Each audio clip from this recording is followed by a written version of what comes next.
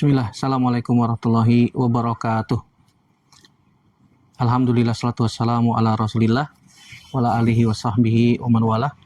Asyhadu an la ilaha illallah wahdahu la syarikalah. Asyhadu anna Muhammadan abduhu wa rasuluhu la nabiyya ba'dah. Ya ayyuhallazina amanu taqullaha haqqa tuqatih wa la tamutunna illa wa antum muslimun. Amma ba'du, fa inna asdaqal hadits kitabullah wa khairal hadi hadi Muhammadin sallallahu alaihi wasallam. Syarrul umuri muhdatsatuha wa kullu muhdatsatin bid'ah wa kullu bid'atin dhalalah wa kullu dhalalatin finnar. Ayyuhal ikhwah janallahu wa iyyakum ajmain. Alhamdulillah, segala puji hanya milik Allah Subhanahu wa taala yang kembali mempertemukan kita dalam media ini untuk melanjutkan pelajaran kita dari Ad-Durus Al-Yaumiyah. Salat dan salam senantiasa teriringkan kepada Nabi kita Muhammad sallallahu alaihi wasallam, kepada keluarga, sahabat, dan tidak lupa kita sebagai umatnya sampai kiamat kelak. Baik, sekarang kita masuk pelajaran ke 377, yaitu larangan menyerupai syaitan dan orang kafir. Ketahuilah saudaraku rahimanillah haikum ajmain, ya, diantara yang patut diperhatikan bagi setiap muslim yaitu menjaga identitas seorang muslim. Islam tidak hanya mengatur akidah, tidak hanya mengatur ibadah, tapi juga mengatur akhlak, mengatur pembiasaan, mengatur penampilan, dan berbagai macam hal yang terkait menjadi ciri khas seorang muslim. Oleh karena itu Nabi SAW memberikan peringatan keras bagi orang-orang yang senantiasa tasyabbuh, yaitu menyerupai sebuah kaum dalam perkara yang menjadi kekhususan mereka dan tidak dibenarkan dalam syariat kita. Demikian pula seorang muslim diperintahkan untuk menjauhi perkara-perkara yang merupakan jalan dan kebiasaan syaitan, ya, dilarang di dalam agama kita, dilarang di dalam Islam, ya, yang mungkin perkaranya terlihat nampak seperti ringan, ya, seperti makan dengan tangan kiri yang Allah Subhanahu wa taala mengatakan ya ayyuhallazina amanu udkhulu fis-silmi kaffah, ya, wala tattabi'u khutuwati syaiton innahu lakum aduwwun mubin. Wahai orang-orang yang beriman, masuklah kalian ke dalam agama Islam dengan kafah, secara keseluruhan, dan janganlah kalian mengikuti langkah-langkah syaitan. Sungguhnya syaitan adalah musuh yang nyata bagi kalian. Ayat ini menunjukkan bahwasanya seorang muslim tidak boleh mengikuti jalan syaitan. Ya, seperti makan pakai tangan kiri, sebagaimana nanti kita akan sebutkan bahwasanya syaitan itu makan pakai tangan kiri. Kul biyaminik, kata Nabi sallallahu alaihi wasallam. Fa inna syaitan ya'kulu wa yashrabu bishimalihi. Makanlah pakai tangan kanan, kata Nabi sallallahu alaihi wasallam. Karena syaitan itu makan dan minum dengan tangan kiri. Ya, Allah Subhanahu wa taala mengatakan wala tattabi'u khutuwati syaiton, jangan ikuti langkah-langkah syaiton. Ya, di antara langkah-langkah syaiton, ya, makan, minum pakai tangan kiri. Ya, tadi sudah disebutkan bahwasanya yang dimaksud dengan tasyabuh itu artinya menyerupai, ya. Dalam pembahasan ini kita akan bahas bahwasanya seorang muslim itu tidak boleh menyerupai syaiton ataupun tidak boleh menyerupai orang-orang kafir dalam perkara yang menjadi ciri khas mereka dan dilarang di dalam agama kita. Kita akan sebutkan beberapa dalil yang terkait masalah ini. Yang pertama, firman Allah Subhanahu wa taala dalam surat Al-Baqarah ayat 208, sebagaimana ayat yang tadi sudah kita baca. Allah berfirman ya ayyuhallazina amanu udkhulu fis-silmi kaffah wa la tattabi'u khutuwati syaiton innahu lakum aduwwum mubin. Ya. Wahai orang-orang yang beriman, masuklah kalian ke dalam agama Islam secara kafah, secara menyeluruh, dan janganlah kalian mengikuti langkah-langkah syaitan. Sungguhnya ia adalah musuh yang nyata bagi kalian. Ya, Allah Subhanahu wa taala mengatakan jangan ikuti langkah-langkah syaitan, jangan mengikuti syaitan, ya.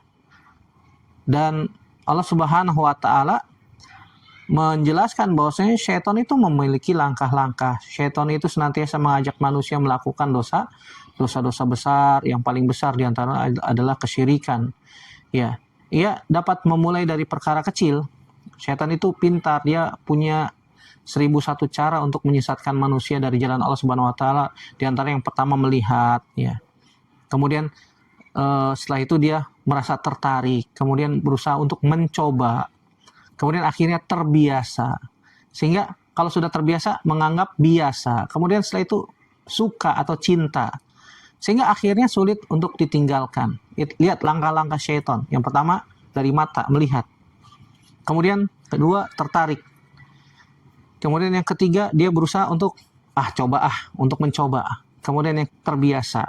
Sudah mencoba akhirnya terbiasa. Kemudian yang kelima dianggap biasa. Setelah dianggap biasa, kemudian akhirnya dia cinta, dan yang terakhir akhirnya sulit untuk ditinggalkan. Oleh karena itu, seorang muslim ya hendaknya berhati-hati terhadap perkara yang merupakan ciri khas dari syaitan. Ingat bahwasanya syaitan, kata Allah Subhanahu wa taala, musuh yang nyata bagi manusia. Syaitan memiliki banyak jalan untuk menyesatkan manusia. Dosa yang kecil dilakukan terus-menerus bisa menjadi gunung yang sangat besar. Ya, kata orang Arab dalam syairnya, la tahkiranna sigor innal jibala minal hasa. Jangan sepelekan perkara yang kecil. Karena gunung itu terdiri dari kerikil-kerikil kecil. Ya. Kerikil-kerikil kecil dikumpulin, ditumpuk jadi gunung. Jadi gunung, ya. Oleh karena itu seorang muslim hendaknya menjaga sejak awal, jangan menunggu ketika sudah rusak ya, sudah menjadi besar sehingga sulit untuk ditinggalkan. Kemudian dalil yang kedua ya, yang menunjukkan bahwasanya jalan-jalan syaitan diantaranya tadi itu sudah disinggung, makan dan minum pakai tangan kiri. Sebagaimana hadis Abdullah bin Umar radhiyallahu taala anhuma, hadis riwayat Imam Muslim dalam sahihnya, Nabi SAW bersabda, "Idza akal ahadukum falyakul biyaminihi." Jika seorang di antara kalian makan, maka hendaknya dia makan dengan tangan kanannya. Wa idza syariba falyashrab biyaminihi. Kalau minum, maka hendaknya dia minum dengan tangan kanannya, ya. Jika dia makan, hendaknya dia makan dengan tangan kanannya, dan jika dia minum, hendaknya dia minum dengan tangan kanannya. Fa inna syaitan ya'kulu bishimalihi wa yashrabu bishimalihi. Karena setan itu makan dengan tangan kiri dan minum dengan tangan kiri. Hadis ini sahih riwayat Imam Muslim. Dalam riwayat yang lain disebutkan, la ya'kulanna ahadun minkum bishimalihi wa la yashrabanna biha fa inna syaitana ya'kulu bishimalihi wa yashrabu biha. Janganlah salah seorang di antara kalian makan dengan tangan kiri, dan jangan pula minum dengan tangan kiri, karena setan makan dan minum dengan tangan kiri. Hadis riwayat Imam Muslim. Perhatikan Nabi SAW mengkaitkan makan dengan tangan kiri dengan perbuatan syaitan. Ya. Sehingga seorang muslim diperintahkan untuk berbeda dengan syaitan. Seorang muslim itu makan dengan tangan kanan, minum dengan tangan kanan. Sedangkan setan makan dan minum pakai tangan kiri. Ya, ini menunjukkan Islam itu mengajarkan adab dalam perkara yang mungkin dianggap sepele, mungkin dianggap kecil. Sampai Imam Nawawi mengatakan fihi istihbabul akli wasyurbi bil yamin wa karahatuhuma bishimal. Dalam hadis ini menunjukkan, kata Imam Yahya bin Syaraf An-Nawawi rahimahullah taala, anjuran makan dan minum dengan tangan kanan, ya, dan hukumnya makruh makan dan minum dengan tangan kiri. Kemudian beliau juga menyebutkan bahwasanya hukum tersebut berlaku kalau tidak ada uzur. Artinya kalau ada uzur, tangan kanannya lagi sakit, lagi luka, ini ada uzur tuh. Tangan kanannya lagi tidak bisa digerakkan misalnya, atau sedang ada di infus atau patah, diperban, sehingga tidak bisa makan pakai tangan kanan, ya mau tidak mau dia makan pakai tangan kiri karena ada uzur, ya. Tapi kalau tidak ada uzur, asalnya makan dan minum pakai tangan kanan, ya. Hendaknya seorang muslim memperhatikan adab-adab yang diajarkan oleh Nabi Shallallahu Alaihi Wasallam, dan makan minum pakai tangan kanan merupakan sunnah Nabi Shallallahu Alaihi Wasallam, dan sebaliknya, ya, makan dan minum pakai tangan kiri merupakan sunnahnya syaitan. Ya, maka kita harus menyelisihi syaitan dalam masalah ini. Ya, tidak boleh meremehkan perkara yang dianggap kecil, ya, karena Nabi SAW sudah menuntun tentang hal-hal tersebut. Kemudian dalil yang ketiga, dalam Sahih Muslim juga disebutkan, ada seorang yang makan menggunakan tangan kiri di hadapan Nabi Shallallahu Alaihi Wasallam. Kemudian Nabi SAW mengatakan, kul biyaminik, makanlah pakai tangan kananmu. Kemudian orang itu menjawab, la astati, saya tidak mampu.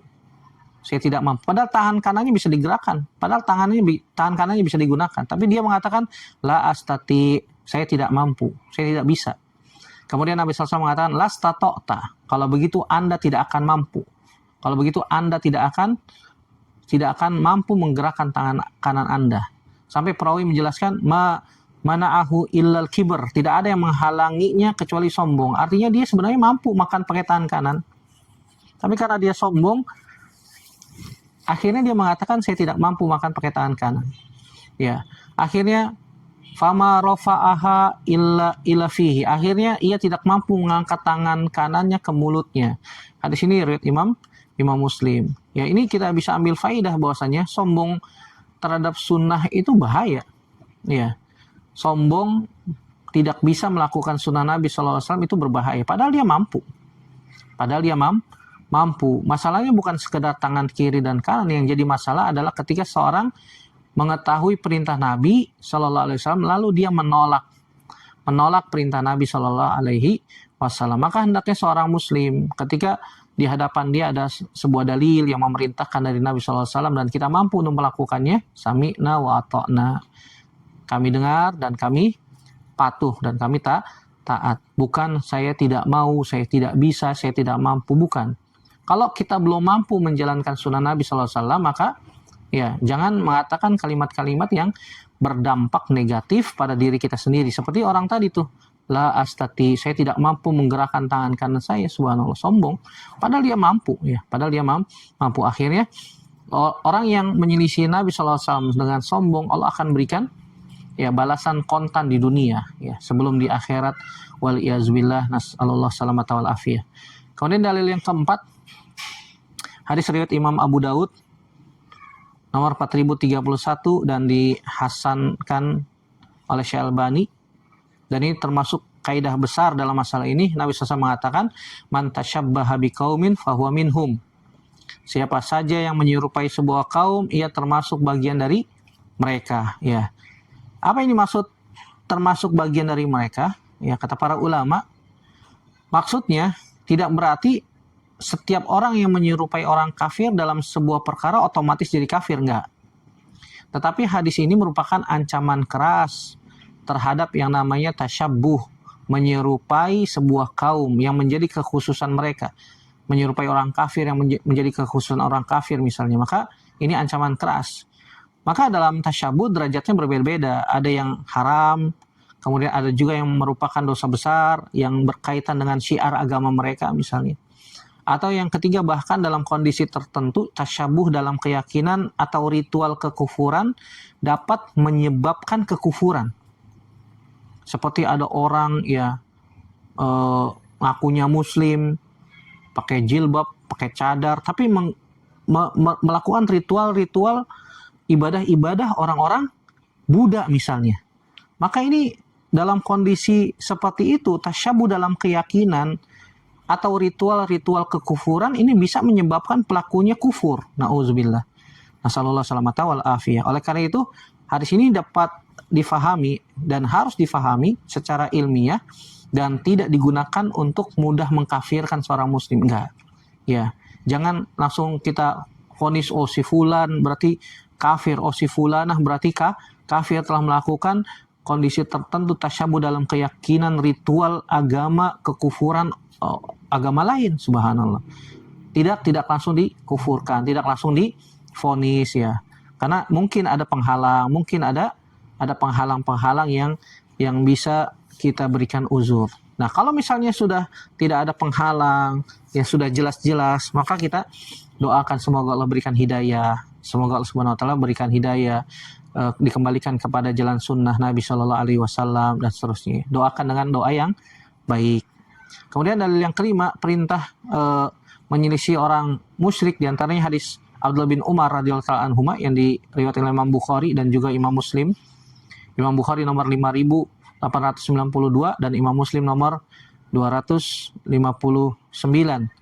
Kata Nabi SAW, khaliful musyrikin wa firu al-liha wa ahfu asyawarib. Selisilah orang-orang musyrik, biarkanlah jenggot dan potonglah kumis. Dalam riwayat Imam Muslim disebutkan, khaliful musyrikin ahfu syawarib wa aufu al-liha. Selisilah orang-orang musyrik, potong kumis dan biarkan jenggot. Ya, dalam hadis yang lain disebutkan juzu asyawarib wa arkhu al-liha khaliful majus. Potonglah kumis, biarkan jenggot, selisilah orang-orang Majusi.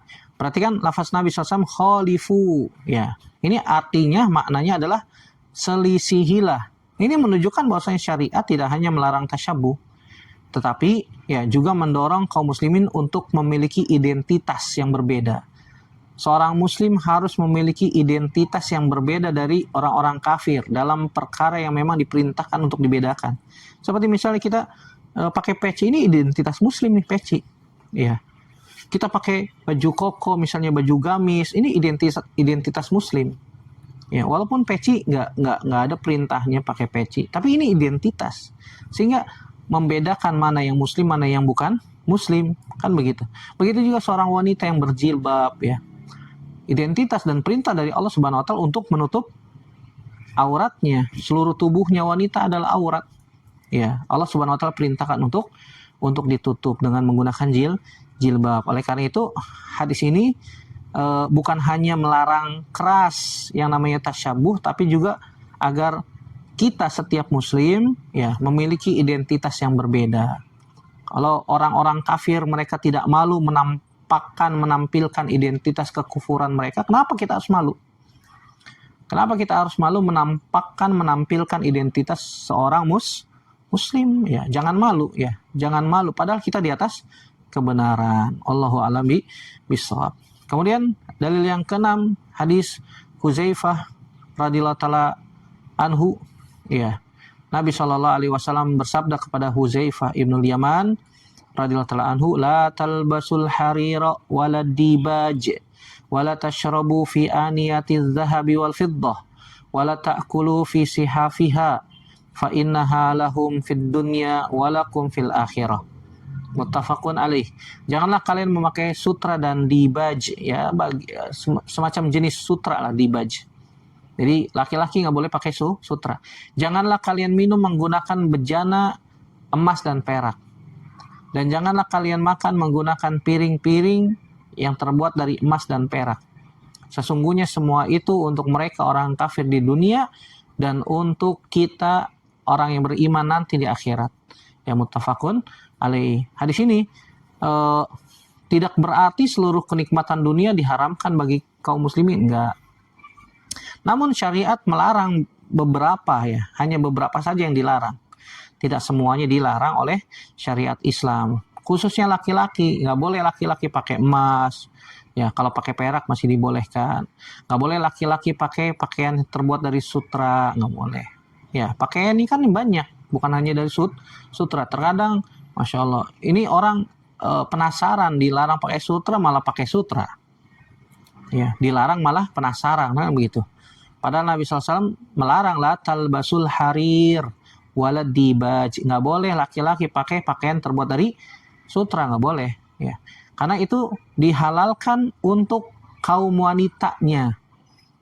Adapun laki-laki nggak boleh. Ya, Nabi SAW larang kaum laki-laki pakai sutra.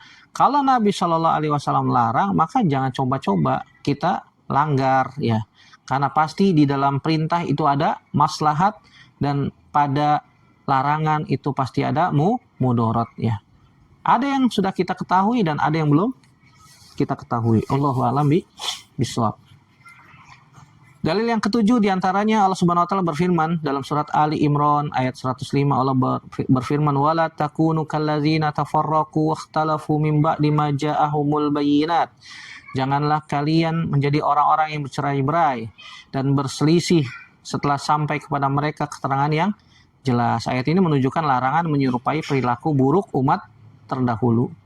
Begitu juga dalam surat Al-Jathiyah ayat 18. Allah berfirman, samma ja'alnaka ala syari'atin minal amri fattabi'ha wa la tattabi' ahwa alladzina la ya'lamun. Kemudian kami jadikan engkau berada di atas suatu syariat dari urusan agama. Maka ikutilah syariat itu dan janganlah kalian ikuti hawa nafsu orang-orang yang tidak mengetahui. Hendaknya seorang muslim menjadikan Al-Quran, sunnah, dan pemahaman salaf ini sebagai standar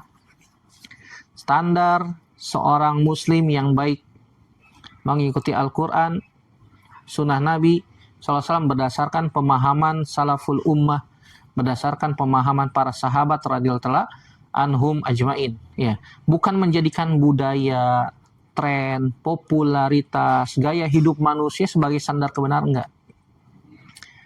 Bisa jadi yang sedikit itu malah benar, yang banyak itu belum tentu benar. Ya, jangan mengikuti yang banyak itu belum tentu benar. Ya, kebenaran itu standarnya, barometernya adalah Al-Quran, hadis Nabi SAW berdasarkan pemahaman para ulama di antara para sahabat radhiyallahu anhum ajmain. Syekhul Islam Taimiyah mengatakan dalam pembahasan tasyabbuh ini, ada dalam kitab Iqtida Shiratal Mustaqim. Dalam masalah ini ya ada kitab khusus yang dibahas, yang ditulis oleh Al-Imam Ahmad bin Abdul Halim bin Abdul Salam Ibn Taimiyah yang berjudul Iqtida Shiratal Mustaqim fi Mukhalafati Ashabil Jahim. Ya, kitab tersebut membahas tentang larangan tasyabbuh dari berbagai macam segi, dari berbagai macam sisi. Syekhul Islam Taimiyah mengatakan wa aslu hadza annal musyabahata fil umuril zahirah turisul musyabahata fil umuril batinah.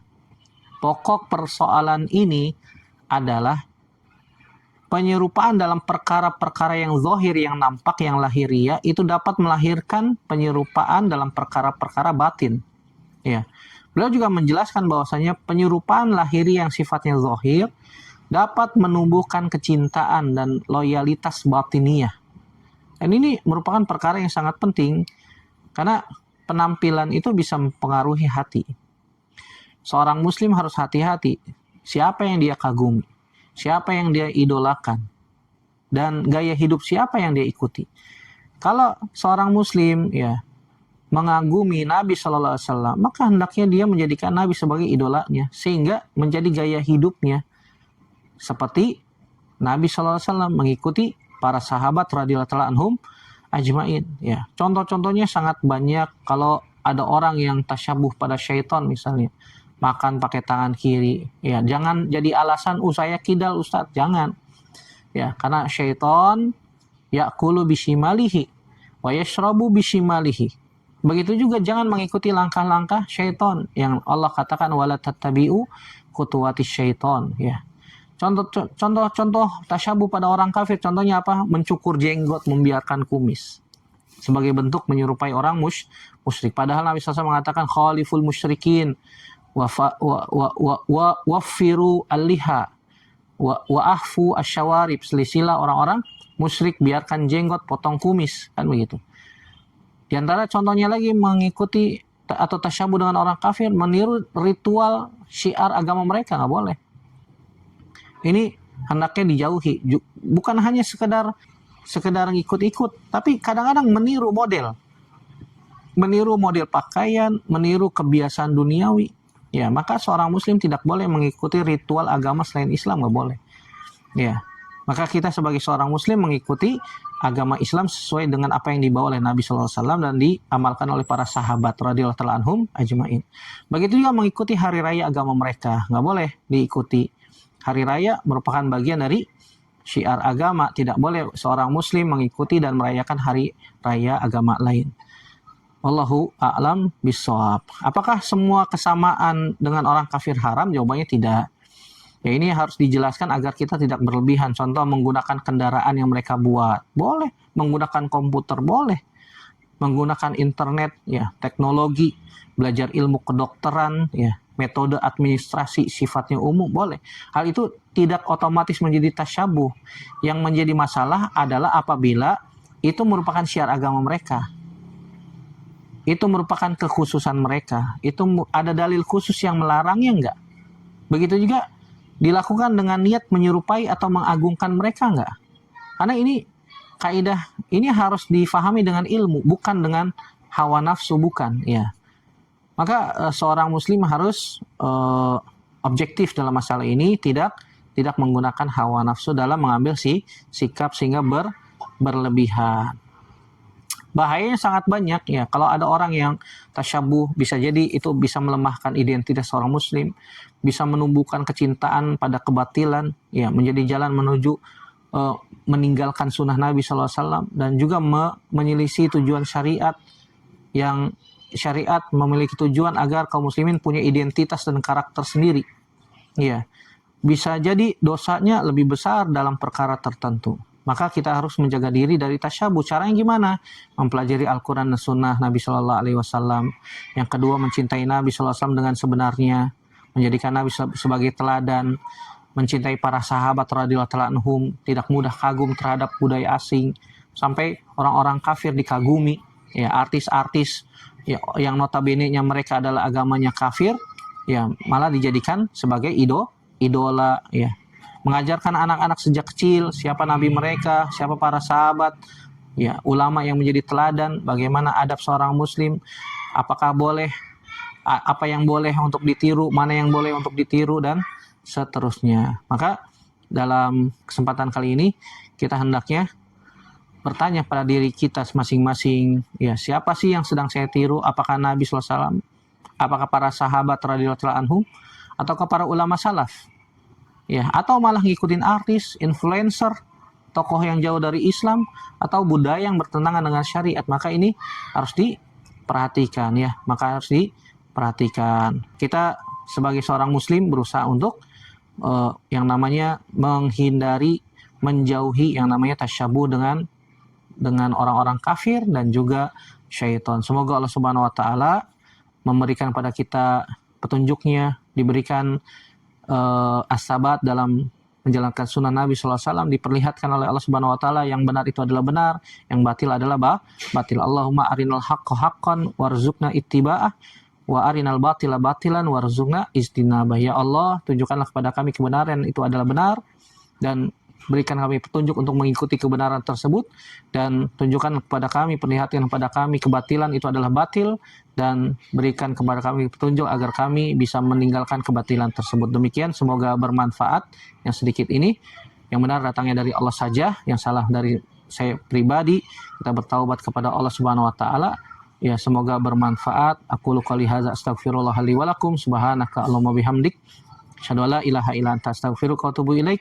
Wassalamualaikum warahmatullahi wabarakatuh.